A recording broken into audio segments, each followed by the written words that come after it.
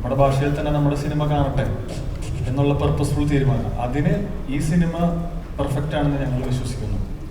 നമ്മളുടെ ഒരു ഇതെന്താണെന്ന് പറയുക, ഇപ്പോൾ നമ്മളിവിടെ നിന്ന് FM ഇപ്പോൾ വെച്ച് നോക്കിയാൽ നമ്മളൊരു അരമണിക്കൂറിലൊരു തമിഴ് പാട്ട് നമ്മൾ കേൾക്കും അല്ലേ. നീ ചെന്നൈയിൽ പോയിട്ടോ ബാംഗ്ലൂർ പോയിട്ടോ ഒന്ന് പ്ലേ ചെയ്യും, അവരുടെ ഭാഷയിൽ മാത്രമേ പാട്ടുകൾ കേൾക്കുള്ളൂ. നമ്മളെല്ലാത്തിനെയും സ്വീകരിക്കുന്നവരാണ്. മലയാളിയുടെ ഏറ്റവും വലിയൊരു ഒരു ക്രെഡിറ്റാണ് നമ്മളെല്ലാത്തിനെയും സ്വീകരിക്കുന്നവരാണ്. ഒരു വേൾഡ് കപ്പ് സമയത്ത്, ഫുട്ബോൾ വേൾഡ് കപ്പ് സമയത്ത് 10-20 രാജ്യങ്ങളിലെ കൊടി ഉയരുന്ന ഒരു സംസ്ഥാനമാണ്, അങ്ങനെയുള്ളൊരു നാടാണ്. അപ്പോൾ ആ നാടിനെ, ആ മലയാളിയെ നമ്മൾ റെപ്രസെൻ്റ് ചെയ്യുമ്പോൾ മലയാളിയെ നമ്മൾ ഡബ് ചെയ്തിട്ട് കേൾക്കണം, മലയാളിയെ നമ്മൾ വേറൊരു ഭാഷയിൽ ഡബ് ചെയ്യണം എന്നുള്ളത് ഞങ്ങളെ സംബന്ധിച്ചൊരു വലിയ ചോദ്യമാണ്. വേണ്ട, ഈ വർഷം നമ്മൾ പകർത്തുകൊണ്ടിരിക്കുകയല്ലേ, നമ്മളുടെ സിനിമയല്ലേ എല്ലാവരും വെയിറ്റ് ചെയ്യുന്നത്, നമ്മളുടെ സിനിമകളല്ലേ വെയിറ്റ് ചെയ്യുന്നത്. നമ്മളുടെ ഭാഷ ബാക്കിയുള്ളവർ കേൾക്കട്ടെ, നമ്മളുടെ ഭാഷയിൽ തന്നെ കേൾക്കട്ടെ. ഈ മുണ്ടെടുത്ത് സൈക്കിളിൽ ഈ രണ്ടുപേര് പോകുന്ന, ലുങ്കി എടുത്ത് പോകുന്നത് ഇതായിരിക്കണം ഞങ്ങളുടെ ടീസർ എന്നും ഫസ്റ്റ് ലുക്ക് എന്നും, ഈ ഫസ്റ്റ് ലുക്ക് തന്നെ ലോകമെമ്പാടുമുള്ള സ്ക്രീനുകളിൽ വരണം എന്നും ആഗ്രഹിച്ചാണ് ഞങ്ങൾ ഈ സിനിമ തുടങ്ങിയത്. കാരണം ഇത് ലുങ്കി എടുക്കുന്നവൻ്റെയും മുണ്ടെടുക്കുന്നവൻ്റെയും സിനിമയാണ്. അതിനെ ഡബ് ചെയ്യണ്ട. കൃഷ്ണസ്വാമിയിലുണ്ടായിരുന്നത് പോലെ ആ കണ്ട വേർഷൻ തന്നെ, അല്ലെങ്കിൽ ടീസറിൽ കണ്ടത് തന്നെയാണ് സിനിമയിൽ.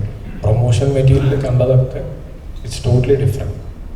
കണ്ടാൽ ശ്രദ്ധിച്ചാൽ മനസ്സിലാവും. ഇവൻ്റെ രൂപവും ലുക്കും എല്ലാം നമ്മൾ ഡിസൈൻ ചെയ്തേക്കണം റെപ്രസെൻറ്റിങ് ഒരു സാധാരണ മലയാളി. എന്താ ഈ ചിത്രം പ്രൊഡ്യൂസ് ചെയ്യാന്നൊരു തീരുമാനത്തിലേക്ക് എത്തുന്നത് എങ്ങനെയായിരുന്നു? ഇപ്പൊ നിവിൻ ധ്യാൻ ചിത്രം ഞാനും അത് ആലോചിച്ചുകൊണ്ടിട്ടിരിക്കുന്നു. കാരണം ഇത്രയും ഫുൾ റിസ്കിൽ ഇപ്പം ഞാൻ ഇത്രയും സിനിമകൾ നിർമ്മിച്ചിട്ടുണ്ട്, പക്ഷേ ഞാൻ ആദ്യമായിട്ടാണ് ഫുൾ റിസ്കിൽ ഒരു സിനിമ ഇറക്കുന്നത്. അപ്പോൾ ഇതിൻ്റെ ഒരു അവസ്ഥ എന്താകുമെന്ന് ഞാനിങ്ങനെ കുറേ ദിവസങ്ങളായിട്ട് ഭാര്യ അതുകൊണ്ടിട്ട് എൻ്റെ കൂടെ നിൽക്കാതെ വീട്ടിൽ ടൂർ പോയിട്ടുണ്ട്. കാരണം നമ്മുടെ ഈ ടെൻഷൻസൊക്കെ ഈവൻ കണ്ടുകൊണ്ട് ആണെന്ന് തോന്നുന്നു. കാരണം ഒരു സിനിമ ഇറക്കിയിട്ടിട്ട് അതിൻ്റെ കാര്യങ്ങൾ പോലും പുറത്തേക്ക് വിടുന്നില്ല. അതുപോലെ ഇന്നലെ ഞങ്ങളെല്ലാം നിർബന്ധിച്ചിട്ടാണ് ലിജോ വിടുന്നത്. കാരണം അപ്പോൾ അതിൻ്റെ സസ്പെൻസ് പോകും. ഞാൻ ചോദിച്ചാൽ 1-ാം തീയതി ഇറങ്ങുമ്പോൾ ഇത് ഓൾറെഡി പോകുമല്ലോ, അപ്പോൾ 2 ദിവസം മുമ്പ് പോയാൽ എന്താ കുഴപ്പമിരിക്കുന്നത്?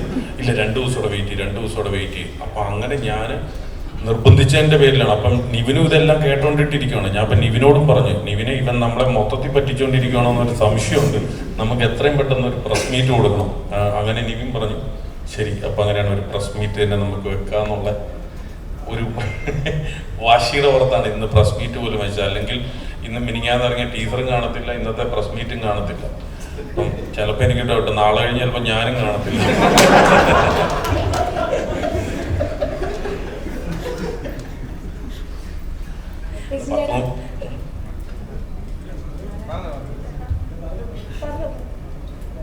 ഒരു സെക്കൻഡ്, നമ്മളെ DOP ആണ് സുധീർ. മനുഷ്യന്റെ മുന്നിൽ വരാത്തൊരു മനുഷ്യനാണ്.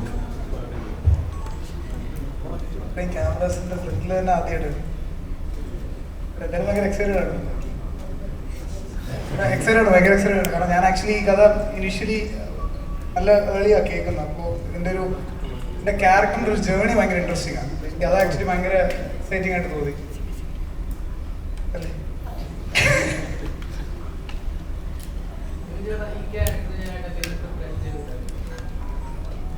ഉണ്ടായിരുന്നു ഒരു 1-2 മണിക്കൂറിന് വിഗ് വയ്ക്കാൻ വേണ്ടിയിട്ട് ഞങ്ങൾ കുറേ നേരം പ്രിപ്പയർ ചെയ്തല്ലേ.